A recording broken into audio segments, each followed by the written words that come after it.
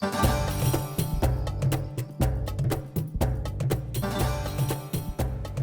day to you from Anagalactic on a Saturday, the 27th of June in 2026. We are currently in a series, but have no fear if you're tuning in for the first time.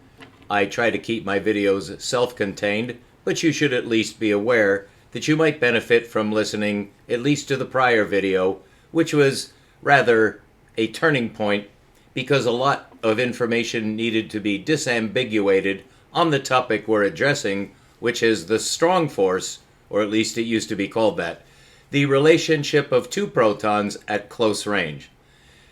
This curve shows that, and this is from Wikipedia. We've been using this diagram in order to talk about what happens when two protons bind together in the nucleus of an atom. When that occurs, it has to be, of course, at very close range because they're binding. You know that in a nucleus of an atom, there can be more than one proton.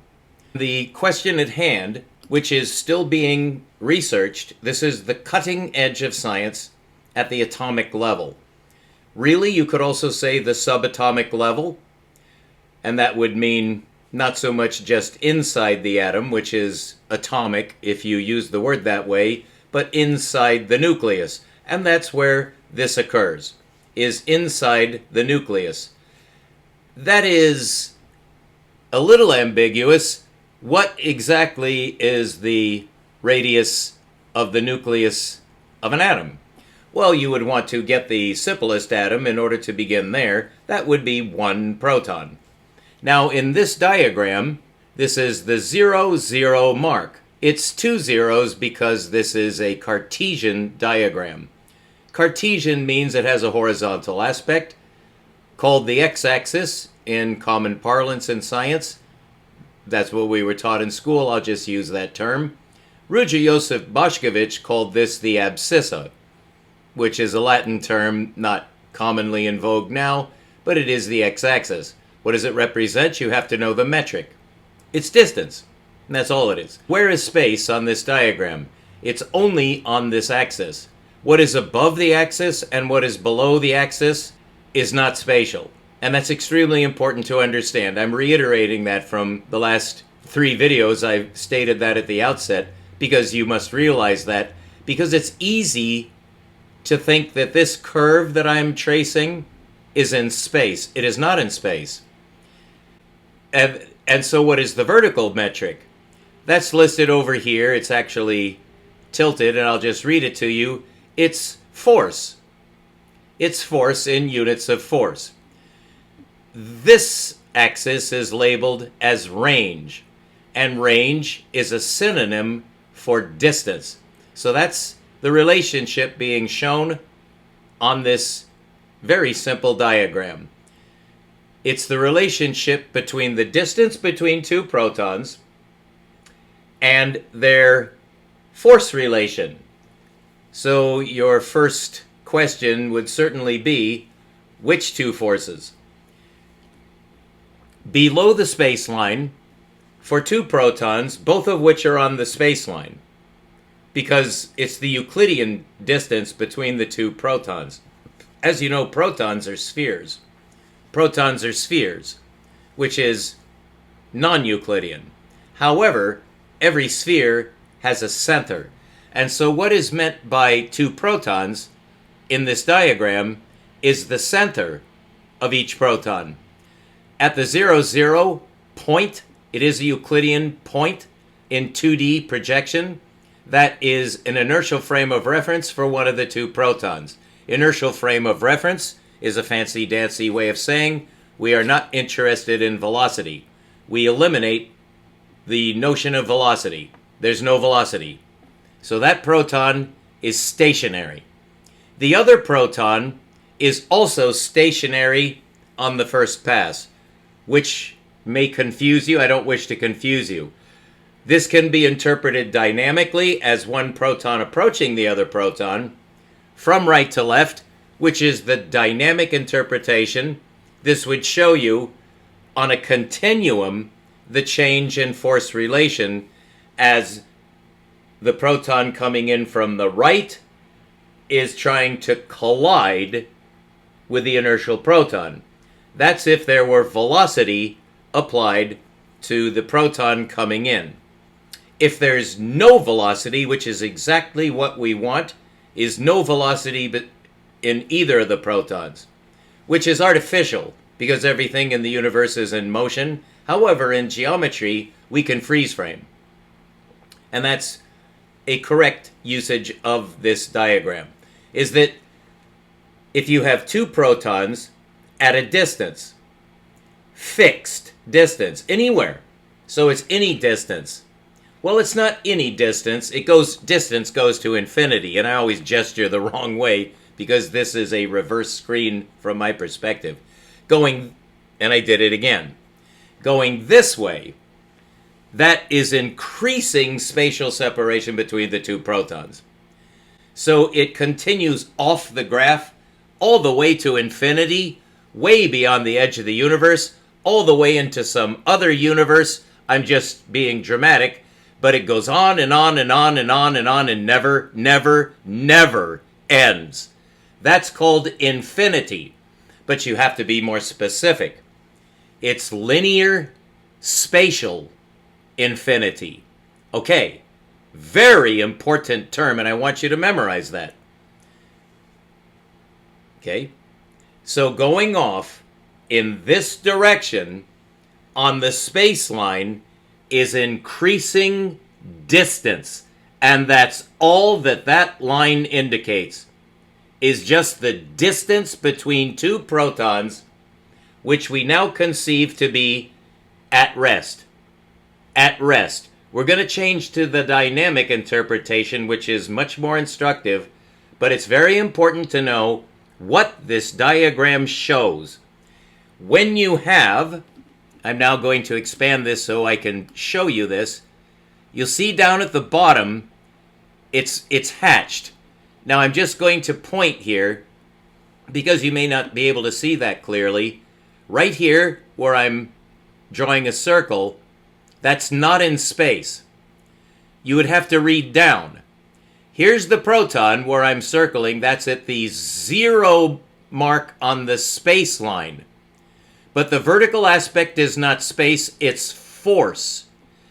So reading down to get the amount of force, it's right at the balance point. So that's called the inertial frame of reference. There is 0 force. And that 0 has two meanings. It's actually a double 0.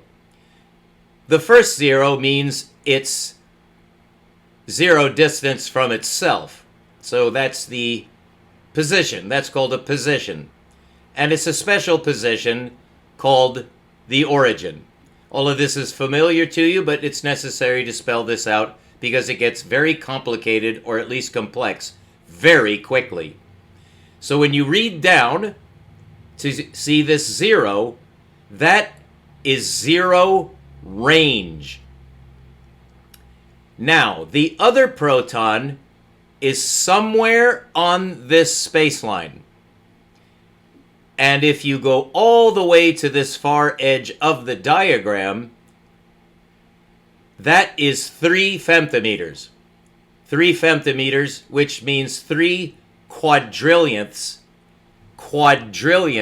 of a meter. Very small. It's actually the smallest scale used in physics. The smallest linear spatial separation, in this case between two protons, very small indeed, very tiny amount of distance.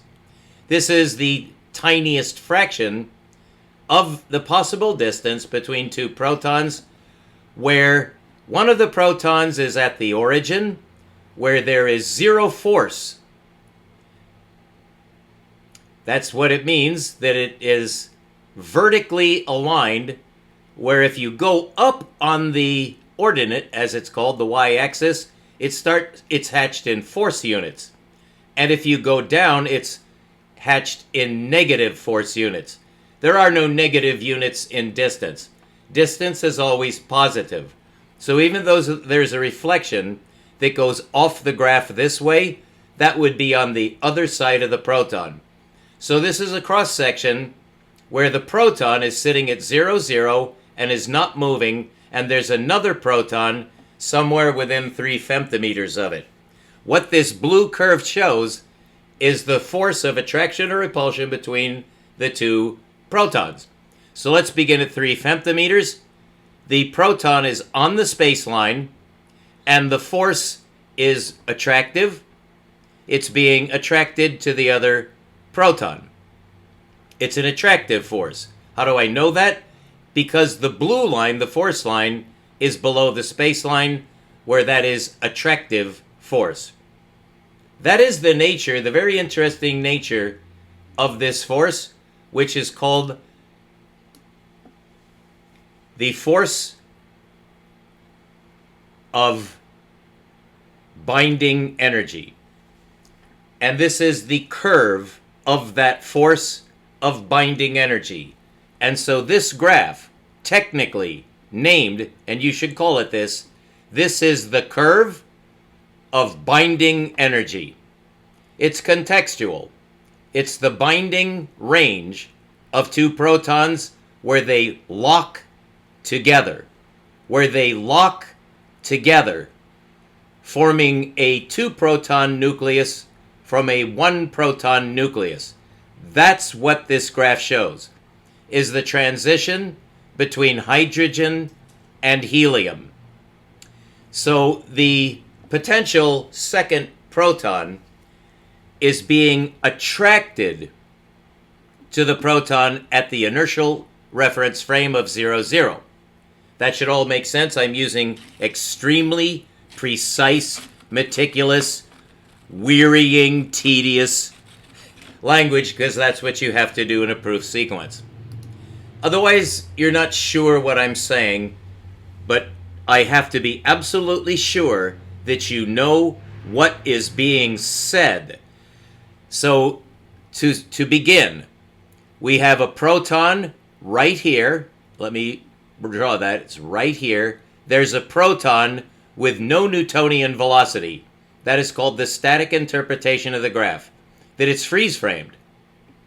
In a universe that's constantly in motion, we don't care, because we're going to freeze frame these two protons to show diagrammatically what is going to happen when action starts, when there's no Newtonian velocity to either proton. That's called the static interpretation of the graph.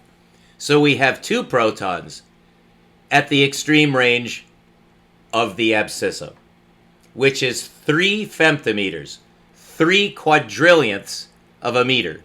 That's how far apart they are. And now we start action. What is going to happen?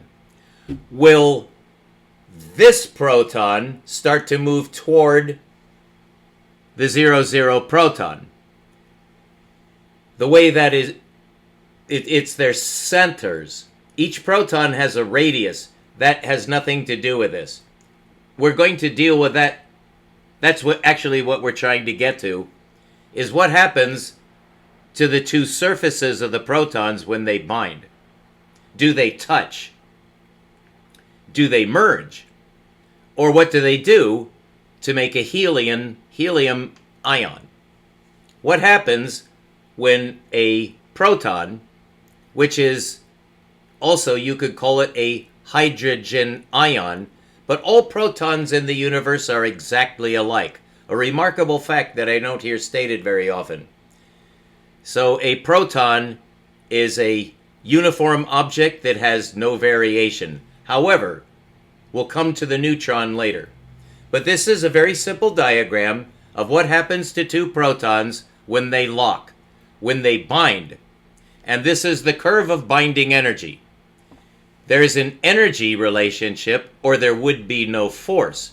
So now we have two protons that have no Newtonian velocity. They're just sitting there in space, and we've frozen time. And now we turn on time. What is this proton way over here? What is it going to do when we turn the universe on? Will it move toward the proton at 0, 0, or will it move away? This is inside the electrostatic range, actually by a country mile. The nucleus of an atom is extremely tiny compared with the radius of the simplest atom, called protium. That would be a single hydrogen. It's simplex hydrogen. That is, with no neutrons, which would then be deuterium. It can also have two neutrons. That's called tritium. But protium is the simplest atom in the universe. And all protium atoms, that is, all hydrogen simplex atoms, are exactly alike. They don't vary at all. They never do, they can't, they never will. It's one of the true constants of the universe. And so there is a fixed radius between the center of one proton and the center of the proton that is locked to it. The question is, how do they lock? And what is the geometry both before and after they lock? This diagram shows that. This is one of the most significant and revolutionary diagrams ever revealed to the mind of man. It is extremely misunderstood. But I'm going to show you exactly what this force curve shows. The curve of binding energy between two protons when they lock. Okay, that's what this is. Extremely profound, extremely simple, extremely fundamental. But to the proportion that you understand how these two protons lock, you're going to be able to address the quantum mechanical system. Accept that for now. That's where we're going. But before we can do anything, we have to understand what's going on in an atom. And this is the simplest of all atoms. And this, I like to say protium, but it's a rarely heard word, so I'm going to avoid using it. And I don't want to keep saying hydrogen simplex. It's just, I'm just going to say a hydrogen atom, and you know what I mean. No neutrons. It's not deuterium. It's not tritium. It's just one proton and another proton. No electrons either. Highly artificial. It's strongly debated how protons ever lock together to form the periodic table. Because, you know, the Earth is made of atoms. Exactly 92 of them. There are exactly 92 types of atoms, ranged in linear sequence, which is quite remarkable. So you start with one proton. If you have two, it's helium. If you have three, I believe that's lithium, then beryllium, boron, and it keeps going. That's called the periodic table. It's linear. It goes from 1 to 92, and then it stops. Plutonium does not occur naturally in nature. That's atomic number 93. Uranium is atomic number 92. Very significant because you can find uranium in the crust of the Earth, but you cannot find plutonium. Okay? So that's the cutoff. But we're not looking at 92 or anywhere in between 1 and 92. We're looking at just one proton, rather artificially, at the closest approach of the two protons where they no longer repel. If you go out further, actually beyond the 3 femtometer mark right here, that you see the pointer, that's 3 femtometer distance between the centers of the two protons at their closest approach. If you go further and the distance between the two protons is more than 3 femtometers, this graph seems to indicate an asymptotic relationship to infinity. That's a mistake. Wikipedia made a mistake.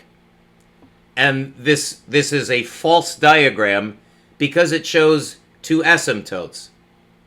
Whereas the asymptote going horizontally, as opposed to the one way over here that goes vertically, that's also asymptotic to a very specific vertical line, an imaginary vertical line, But we're getting to that. That's what we want to talk about. But the horizontal aspect is not correctly shown here because it disregards the electrostatic force. And two protons further than 3 femtometers apart repel. And that's not shown here. So this is wrong. And so Wikipedia made a huge mistake. And I take it to heart because it was Wikipedia's fault that I made a mistake. I made the mistake 2 years ago because I trusted this diagram. And I will never trust Wikipedia again. And I never should have. A scientist doesn't trust any source. A scientist finds out for himself, and he does not rely on what any man says. However, I believe I can be forgiven, and since I can be forgiven, so can Wikipedia. So I'm not angry at Wikipedia, but I need to tell you the truth. That's what a scientist does. A scientist never lies. Never. Whenever a scientist speaks, it's as if God himself were speaking. That's the ideal. That is, when a scientist speaks, he only says what the universe says. That's called physics. Physics. So that is my goal, is to be a perfect scientist. And so I made a mistake. I trusted Wikipedia that this is actually a diagram of what they call the nuclear force, what used to be called the strong force, but which I've renamed, and see the prior video for my justification for renaming. The force relationship between two protons at under 3 femtometers is no longer electrostatic. They don't repel. Protons do not repel at this range. They attract. They attract. But you know that somewhere off to the right, they should repel. Well, that's not shown on this curve. This curve says that all the way to infinity, two protons, even if they're at opposite ends of the universe, given sufficient time, they will drift toward each other. That's not true. That's not true. Two protons that are further than 3 femtometers away from each other, and no matter how far they are from each other, will drift apart. And even if they're at opposite ends of the universe, they will feel each other and continue to drift apart forever and ever and ever to infinity and infinity and infinity. They will repel forever at any range until you get to 3 femtometers. If they are close enough, at the smallest scale used in physics, this is 3 quadrillionths of a meter. There's no smaller scale used in physics anywhere. That's the limit. It's very close to the Planck limit, and we'll be getting to that. Actually, there are several Planck limits. We'll get to that. But we're talking about the Planck length. The Planck length does not explicitly appear here because the Planck length has to do with an electron or a photon. It has nothing to do with protons. And there's a significant and profound reason for that. Despite what the standard model particle physicists say, they're off on a wild goose chase. You may know that protons, which are all alike, every proton in the universe is exactly the same. They don't have a different energy level. Electrons do. And so do photons. Photons vary all the way through the electromagnetic spectrum in energy. And so do electrons. Because electrons they have different energy levels. You may have heard that those energy levels have to be quantized. That's exactly what we're going to be talking about, so that you understand it, and you will be one of the first men to ever understand that. Because I understand it. Because Roger Boshkovich understood it, and I read his book. And I have the geometry that not even Roger knew. But we have to start here. We have to start with the blocks.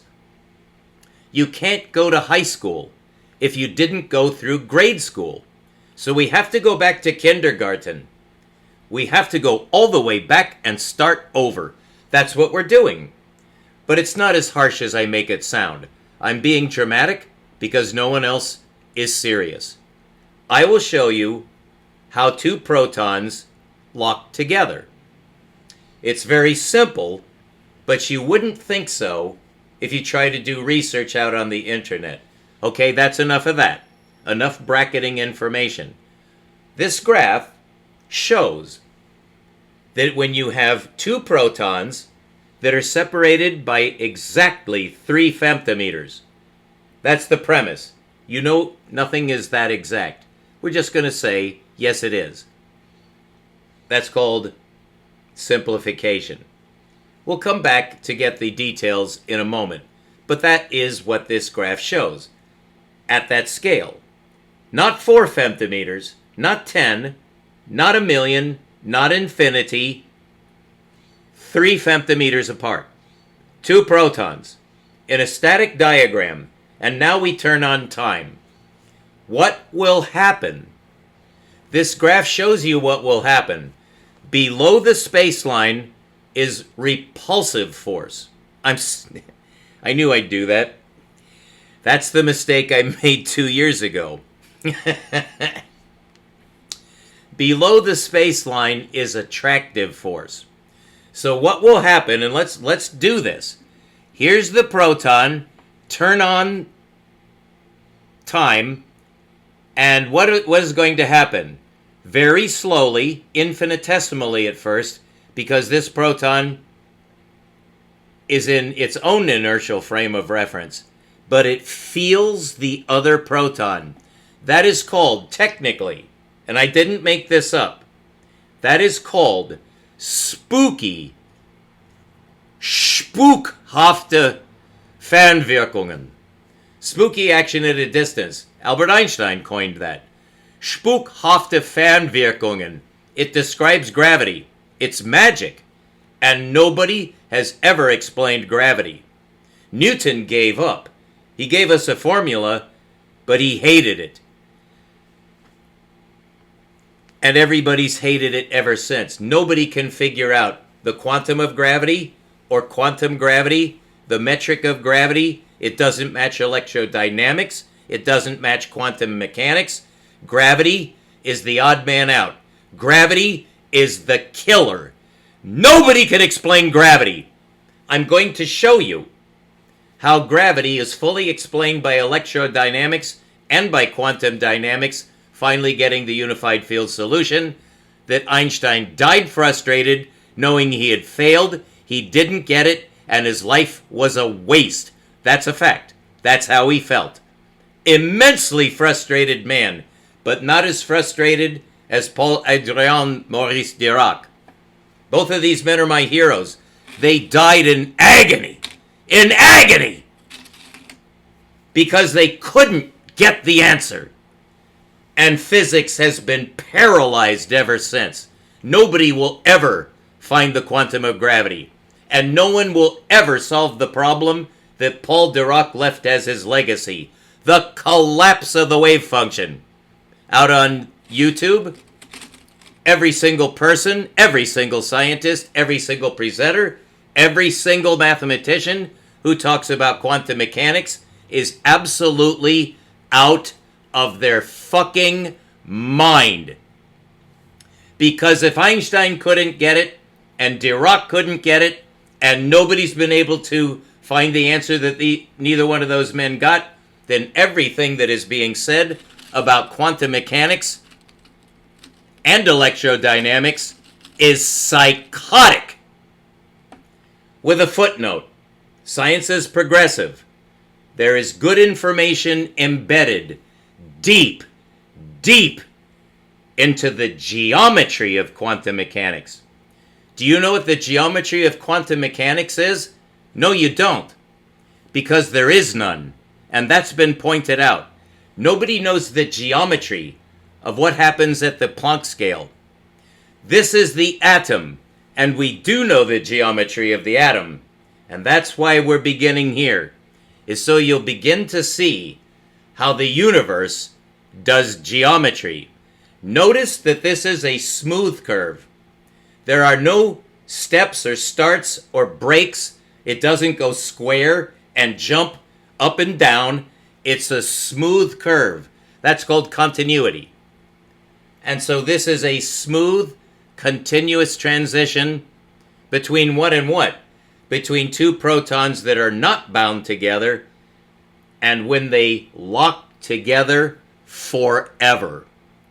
Forever. Not quite. There's a footnote to that forever. Helium is extremely stable. That is a two-proton nucleus. But it's not nearly as stable as hydrogen. And so what we're looking at are two hydrogen ions that are going to bind together permanently. In other words, they're going to achieve a fixed geometric relationship, which nobody yet understands perfectly. Although Bohr went after it, everybody's gone after it, but nobody's gotten it yet. And the cutting edge of science in terms of understanding how protons bind is being conducted under the soil of Switzerland, where currently a much larger Hadron Collider ring is being constructed, which will go under Lake Geneva when it's done later in this century.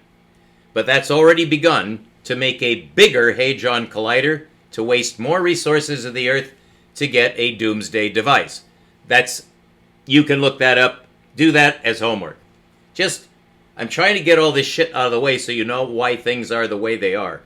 But we are very simple people. All scientists are. We need to get simple answers that can be taught to high school students. Right now, that's out of the question. So we need to correct that. How do two protons bind? How do two protons make a nucleus where there's no longer just one proton, there are two, and it's stable? How does that happen? That's what this diagram shows.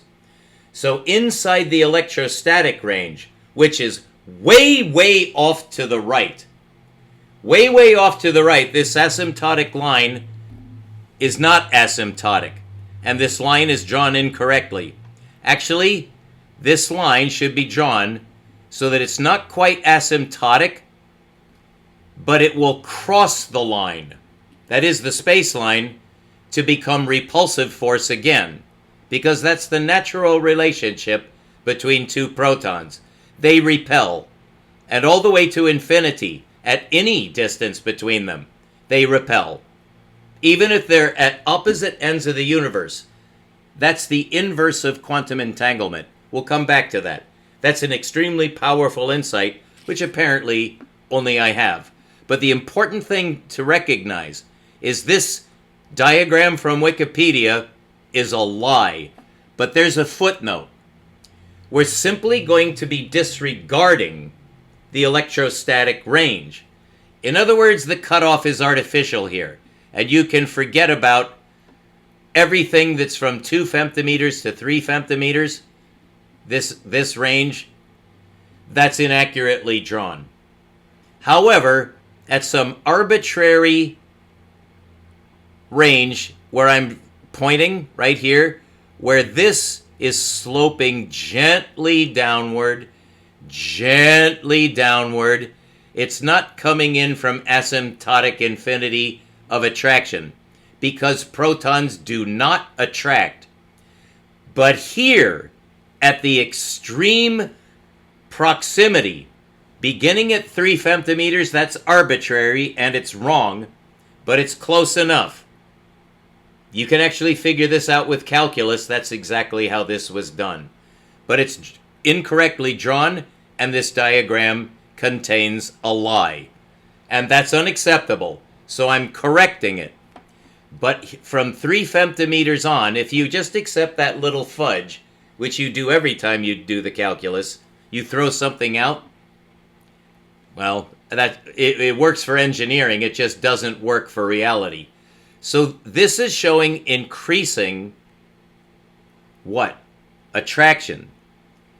So we start action, and very slowly, this proton begins creeping very slowly. It's an infinitesimal movement in the first tempuscule of time. The indivisible Planck unit of time will reveal that this proton instantaneously, without any time lapse, basically is already moving toward the other proton. It's a tipping point, because we're just artificially saying neither of the protons has Newtonian velocity. They both are in their own inertial reference frame. That's called the static interpretation of the graph. It's perfectly valid because it tells us something. When you start action, the blue line, which you have to read down to see what the force relationship is. If the blue line were above the space line, the two particles would start to move away from each other. It's actually mutual. But here we're assigning the velocity to only one. In other words, the 0, 0, even though they're mutually attracting, we assign the attraction component to only one. It's the one at the 3 femtometer mark. So at the start of action, there's an infinitesimal motion of this proton in the direction of the inertial proton. And as it continues to move toward the other proton on a Euclidean line, that's the definition of a Euclidean line, is the shortest distance between 2 points. These are 2 points. Now I said that they're protons. That's not quite true. They're the geometric center of each proton, which is not the proton. It's the center of a sphere. I essentially discovered that, although all the pieces were known. Nobody's ever said that, what I just said. So this proton, represented as its center, begins to move toward this proton, which is at 0, 0, which I explained very carefully. You should know why you have to say 0, 0. So it's infinitesimally moving toward the other proton, as indicated by this blue line, which is going up. It looks like it's going down. This is really a stupidly drawn, but it's always drawn this way, that attractive force is indicated going down. So really what this is a diagram of repulsive force between the two protons. This shows the repulsive force between two protons. And since this line is not going up, it's going down, then it's not repulsion, it's the opposite of repulsion. All of this needs to be said and repeated and memorized, and you're going to have to sweat this the way I did, in order to correct the errors made by our physicists in describing the strong force, which I've renamed as the force of binding energy. And that's the right term. It's not strong force, it's not nuclear force. Wikipedia is wrong, and so are the physicists. In their naming convention, which I carefully brought out in the prior video, which you must watch if in any way you're not sure what I just said. This is quite challenging. Okay, but it's going to be so simple, you're going to be amazed. So follow with me. It's almost like a Disneyland ride. We're on the proton and we're accelerating. That's the dip, this curve, is acceleration. So as this proton begins by an infinitesimal motion toward the other proton at the start of action, it's accelerating. And so the acceleration is also instantaneous, and it requires no time for the acceleration to begin. It begins before you can say so. And I think you understand that that's a violation of light speed. Oh, we're going to go all the way, darling. We're going to get all the answers from this simple graph. And this is part of the Boshkovich force curve, and I discovered that. although it has been noticed. A discovery is when you get a solution out of it. And only I so far have gotten a solution. But not just a solution. I got the solution. So watch carefully as this proton accelerates. It's accelerating. It's still accelerating. Now it's really accelerating.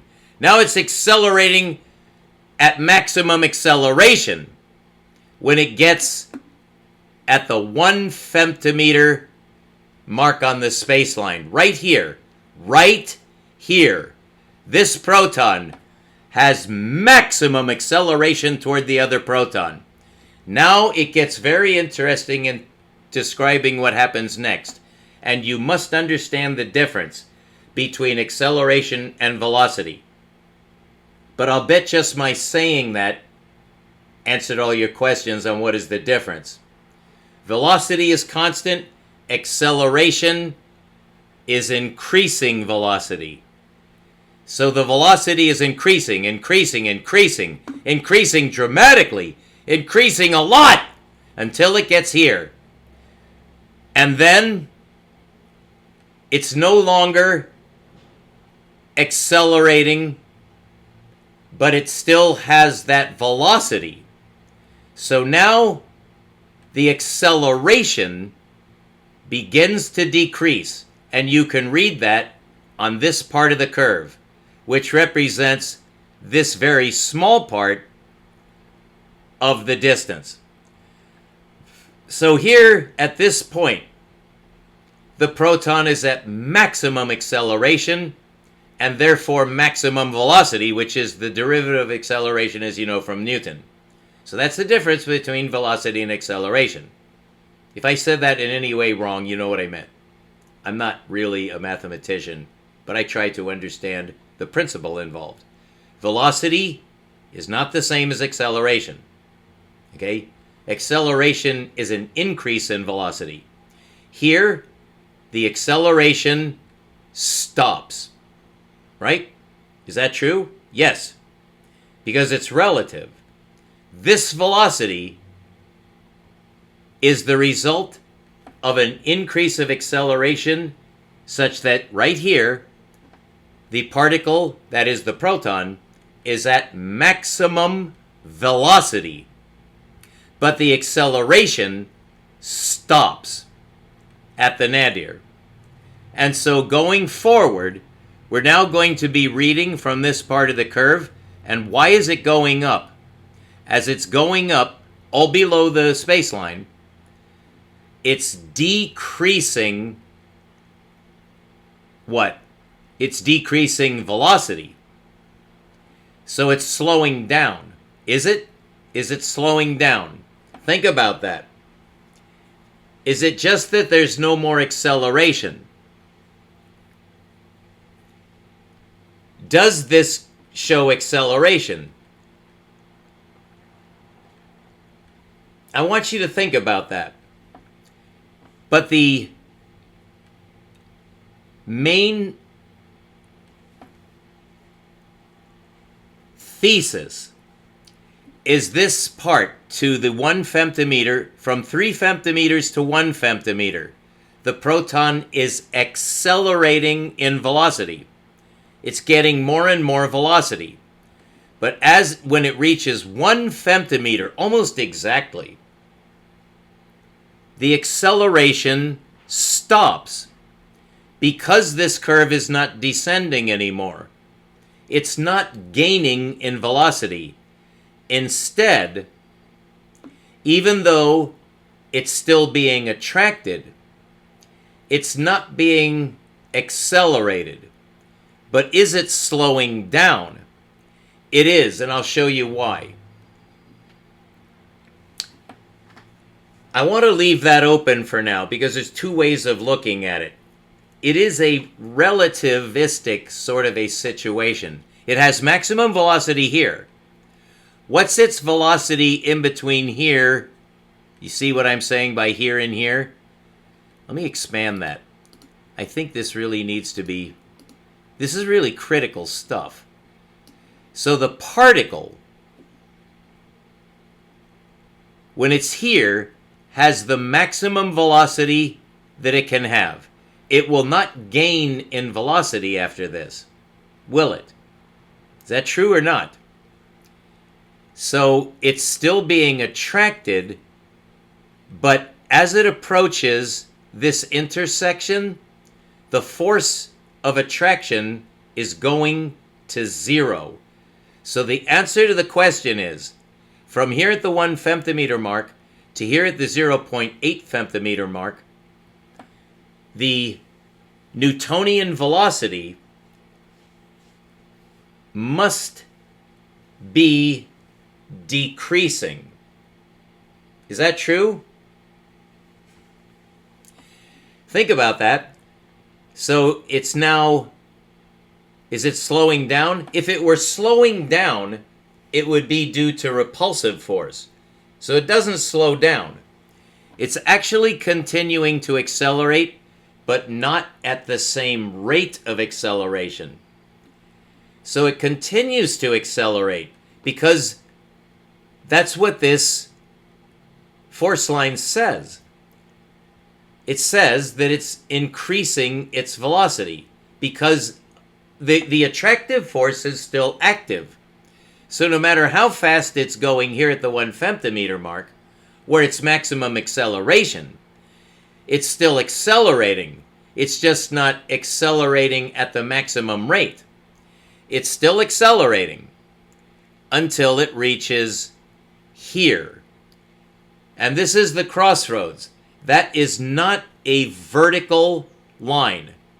It's skewed with respect to the space line. Remember, the only space here is on this horizontal line. So here the force is decreasing, the attractive force is decreasing, and here where it crosses the space line, the force is 0. So there's no more attractive force. So it's no longer causing an acceleration to the non-inertial proton.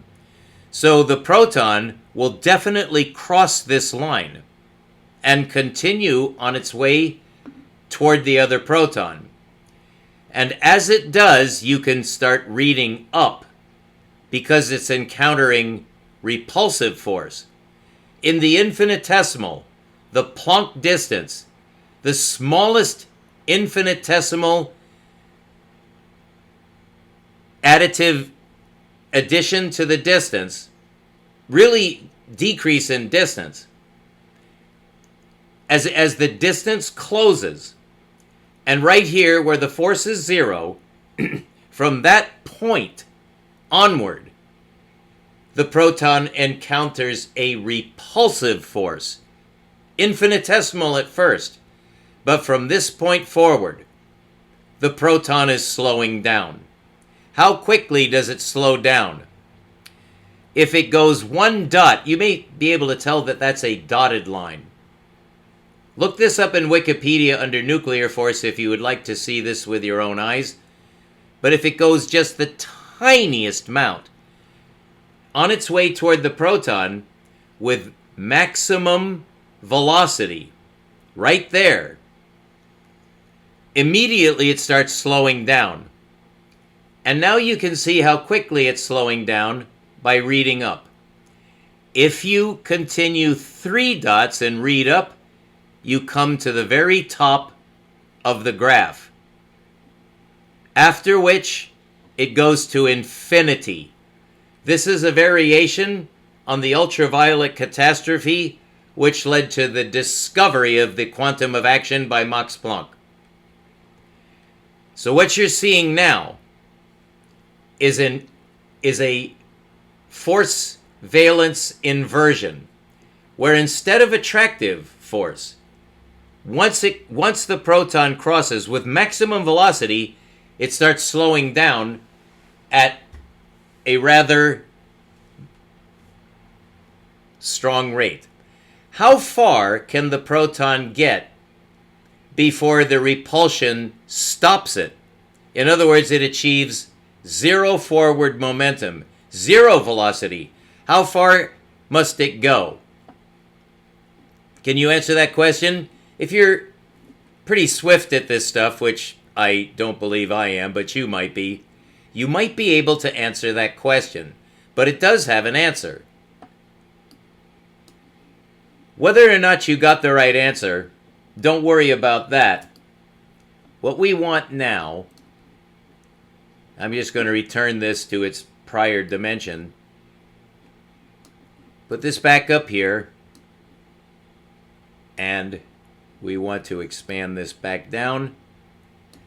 So the proton accelerates, accelerates, accelerates. I'm not using the right pointer, sorry. It accelerates, accelerates, going right to left, maximum acceleration. And now just residual velocity. It's still being accelerated though. So it achieves maximum acceleration right here. Oh, I'm sorry, not maximum. But here is where its acceleration stops and its deceleration begins. So when the proton crosses this magic crossroads, it can only go a very finite distance, which is, it seems almost unreasonable. This proton is going to break so fast, it's going to stop and reverse course. That's what this upper part of the blue curve says.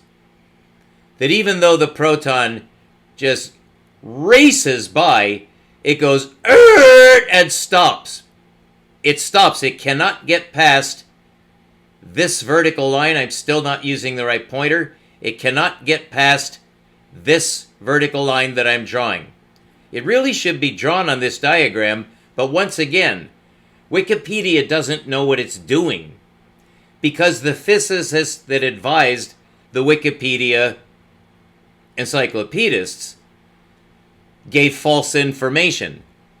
There should be a vertical asymptotic linear line to make the asymptotic relationship between this imaginary vertical line, which I'm drawing now, and where the proton cannot pass because it encounters infinite, literally infinite repulsion. And by definition, if the proton is encountering infinite repulsion, which it is, pretty much right where the blue line goes off the graph, you can see that it's closing in on Zeno's paradox to its intersection with the linear aspect of the asymptotic relationship, a curved line approaching a straight line, which is a limit. It never touches it. That's called an asymptotic relationship, and both lines are the asymptote. So it's difficult because the nomenclature is wrong for referring to one or the other lines. But the linear asymptote, which is being approached by this curvature asymptote, they don't intersect and they are not parallel. And that introduces non-Euclidean geometry in the classical sense. I discovered a new kind of non-Euclidean geometry that explains the quantum system. So that's in a nutshell, and we're coming up in an hour.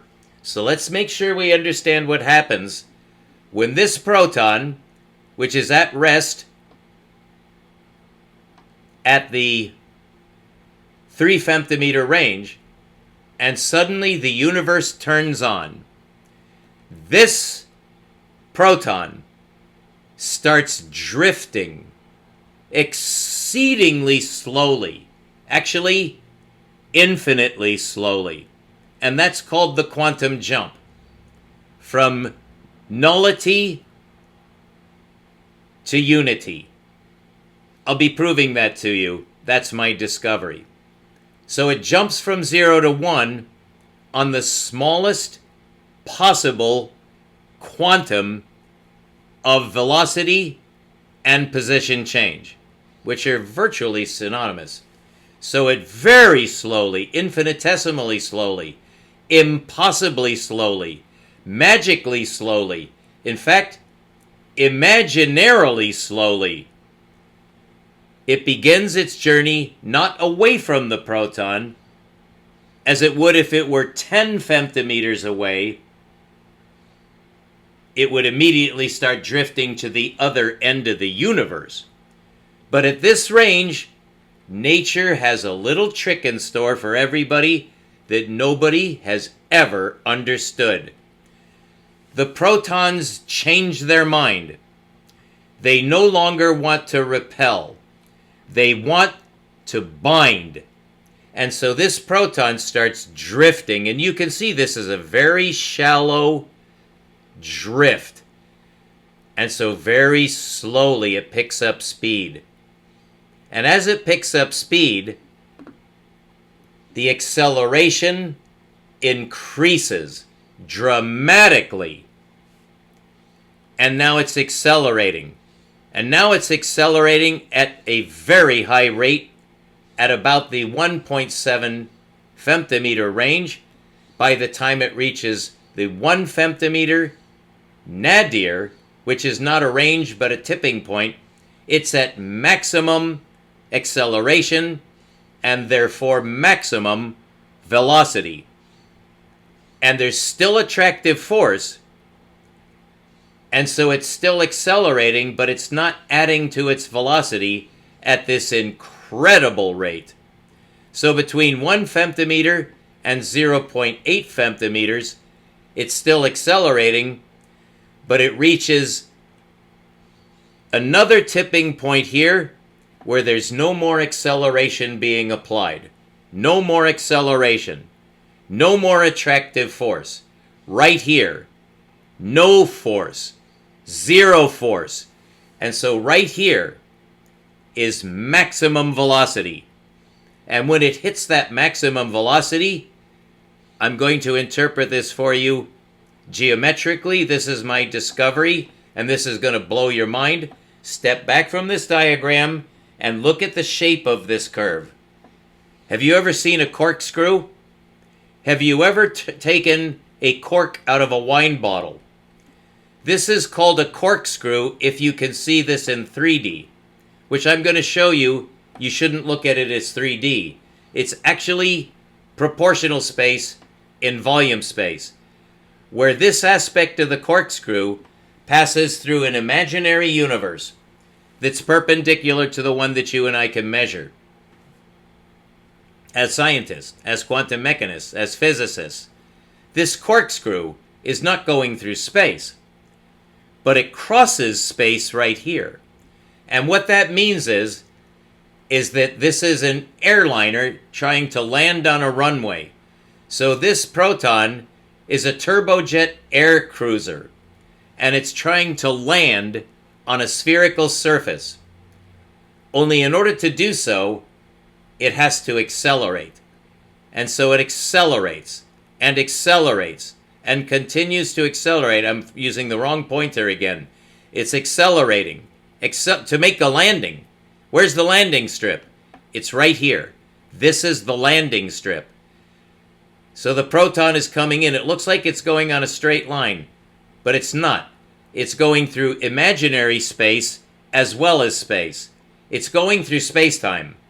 And as it accelerates through space-time at the quantum scale, it executes the final run to land on the spherical surface where the two protons intersect. And here, it's at maximum acceleration on this line, and now it has no more acceleration. Instead, it's braking. It's braking so that it can land on a spherical surface at a uniform speed, which is no longer linear. It's executing a 90-degree change in spacetime. The proton is executing a 90-degree change in spacetime orientation. It's passing out of Euclidean linear space, which is what we can measure, and going into an imaginary space that has the shape of a spherical surface. I discovered that. And that unlocks the paradox. Across the board, in quantum mechanics, it explains the collapse of the wave function. This is the spatial collapse, which nobody has ever discovered. I discovered the spatial collapse of the wave function. We'll be right back. Thank you for tuning in.